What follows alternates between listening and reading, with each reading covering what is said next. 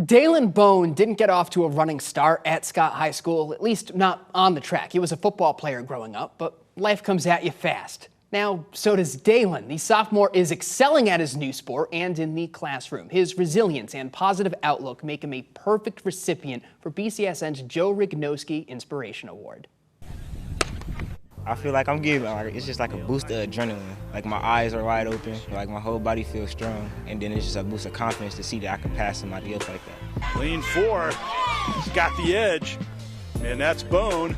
That's the favorite, Daylyn Bone, a champion in the 100 and 200 meter dash and team leader for the Scott Bulldogs. As a freshman, this wasn't even his favorite sport. My football career was coming to an end just when they really told me that I couldn't play no more. That was really a hard time in my life because that's when I realized that I had to make a decision whether I wanted to focus on school or find another sport.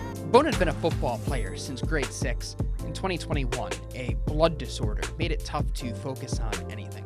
I have ITP, so basically it's when I have I can have low platelets. I went to the nurse one day and I was getting a checkup, so they drew my blood to see if everything was okay, and then she just came in there like, you have low platelets and you can't play football anymore. When she told me that, like, I was on thin ice. I didn't really know what to do with myself. Set, go! Fire, fire, fire, come up! Step right up to track. Go!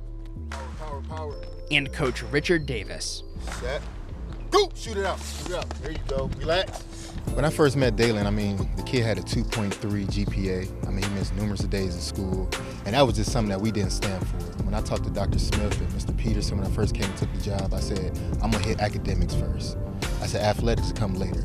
So once he bit into our program, he noticed that we weren't playing about academics. Or anything else.